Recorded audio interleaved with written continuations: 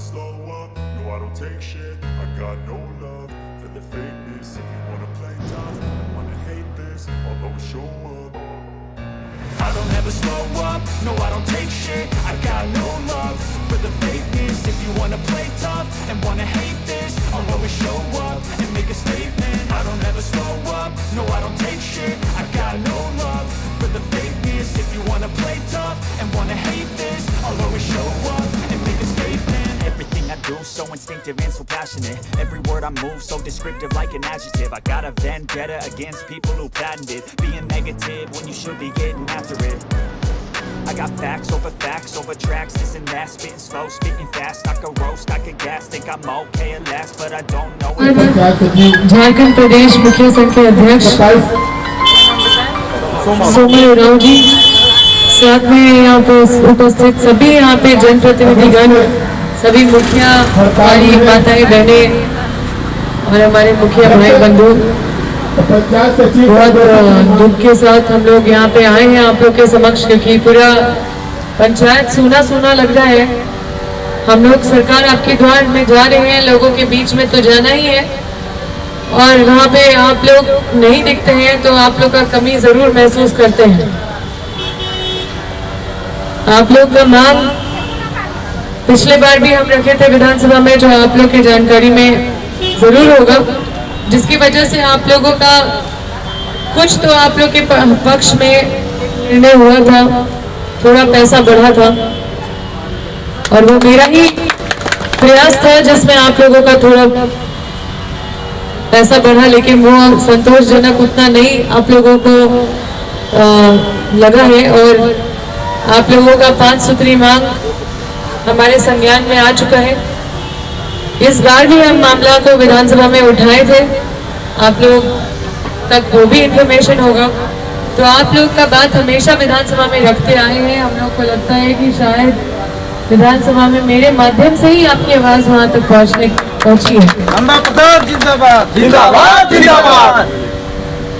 तो एक जनप्रतिनिधि का दर्द समझता है, और हम लोग आप लोग से भावनात्मक रूप से, आप लोगों से वैचारिक रूप से आप लोगों से जुड़ते भी हैं, क्योंकि हम लोग भी वही काम करते रहते हैं। बड़ा दायरा है, लेकिन लगभग आप लोगों का चुनौती हम लोगों का चुनौती अलग नहीं है, एक दूसरे से दोनों को सभी लोगों की आशा और उम्मीद पे खरा उतरना है, और सब मुखिया लोग सब संगठित हुए हैं, सब एक हुए हैं। मेरे क्षेत्र में भी सभी मुखिया जी लोग से बात होते रहता है, और हम लोग आपका बात को माननीय मुख्यमंत्री जी के संज्ञान में विधानसभा के माध्यम से रखे हैं। ये नहीं कि पर्सनल तो अलग बात है, लेकिन आप लोग तो सुन भी चुके हैं या फिर सोशल मीडिया में भी देखे होंगे, इसलिए इस पे जरूर आप लोगों के पक्ष में निर्णय लेने का मंथन चल रहा है, और हम लोग फिर से प्रयास करेंगे कि जल्दी आप लोगों का बात को, जो आप लोगों का डिमांड है, एक तो है कि मृत्यु के बाद आप लोगों को कंपनसेशन देना 30 लाख का, फिर आप लोगों का मानदेय 30,000 कर देना केरल के तर्ज पे, फिर आप लोगों का जो शक्ति है, वित्तीय शक्ति, उसको तुरंत ही खत्म नहीं करना, पहले अच्छे से जांच कर लेना, क्योंकि बहुत सारे लोग आपके दुश्मन भी होते हैं, बहुत मतलब आपके कॉम्पिटिटर भी होते हैं। और साथ में जो मैया सम्मान योजना या अन्य जो लाभ जो सरकार की तरफ से है, अब वो आवास है, कई लोगों को नहीं मिल पाता है। जो मुखिया गरीब है, जो वार्ड मेंबर गरीब है, या जो जिला परिषद गरीब है, वो लोग का घर टूटा हुआ है, लेकिन क्योंकि वो जनप्रतिनिधि है उसमें वो छट जाते हैं। तो इसके लिए भी, क्योंकि हम लोग आंगनबाड़ी दीदी लोग को भी देख रहे हैं, वो लोग भी डिमांड कर रही है और बाकी लोग भी डिमांड कर रहे हैं, तो हम लोग जेन्युइनली देख रहे हैं कि जिसका गरीबी स्थिति है, जिसका जो उस दायरे पे आते हैं, उनको उसको सूचीबद्ध करके उसको सरकार का लाभ प्रदान हो। साथ में जो पंचायती राज वित्त आयोग की राशि को बढ़ाने मतलब पंचायत में दिया जाने का बाद विधानसभा में हम ये भी मामला उठाए हैं और इस पे जवाब भी आए हैं। आप लोग जवाब देखे हैं कि नहीं देखे हैं पता नहीं, देखे हैं कि नहीं देखे है ना, तो उस पे हम लोग फिर से पत्राचार किए हैं। उस पे तो हम लोग पॉजिटिव है क्योंकि वो तो पैसा है जो रुकना नहीं चाहिए, वो पैसा पंचायत तक हर हाल में पहुंचना चाहिए। और बाकी जो आपकी जेन्युइन डिमांड है 20,000 बहुत ज़्यादा नहीं होता है, और लेकिन सरकार भी बहुत ज़्यादा फाइनेंशियल बोझ में है और आप लोगों के समक्ष कोई भी सम्मानजनक निर्णय सरकार की तरफ से ज़रूर आएगा, ये मेरा विश्वास है। और हम भी ये प्रयास करेंगे कि जल्द से जल्द आपके पक्ष में सरकार निर्णय ले, ताकि इतने सारे हजारों हजार की संख्या में जनता आप लोगों का इंतज़ार कर रही है पंचायत में, ताकि उनका योजना को आप लोग उन तक पहुंचाने का काम कर सके। तो हम बस यही आपसे वादा कर सकते हैं, आश्वासन दे सकते हैं कि आपकी बात को मजबूती से हम जगह पे पहुंचाने का काम करेंगे, जो मेरा फर्ज है। और हमने पहले ही प्रसाद जिंदाबाद जिंदाबाद प्रसाद जिंदाबाद जिंदाबाद और हमने पहले ही, जैसे ऐसा नहीं है कि हम आए हैं कोई नेता जैसा बात कर रहे हैं चले जाएंगे, हमने आपका बात उठाया है। और हमने इससे पहले भी, मतलब इस बार भी विधानसभा में मामला उठा है, इससे पहले भी विधानसभा में आप लोगों का जो मांग है उसको रखा था, जिसकी वजह से कुछ राशि भी बढ़ी थी। और आगे हम लोग ये भी प्रयास करेंगे, करते आए हैं, करेंगे। आप लोग अपने ही परिवार के सदस्य हैं, आप लोग कोई बाहर के नहीं हैं। झारखंड के एक मतलब अपने अपने पंचायत में रीढ़ की हड्डी की तरह आप लोग अपना बैठे हुए हैं, सबको मजबूत कर रहे हैं। आप लोगों को शुभकामना देते हैं और जल्द ही आप लोगों का हल होगा, क्योंकि ये सरकार से हमारा विश्वास है। देखिए कितने मुखिया परेशान है, मतलब पेंशन के लिए लोगों को मना करना पड़ता था आप लोग को कि अभी नहीं हो पाएगा, बोलते थे ना, आवाज नहीं हो पाएगा, कोई भी लाभ आप लोग नहीं दे पाते थे लोगों को।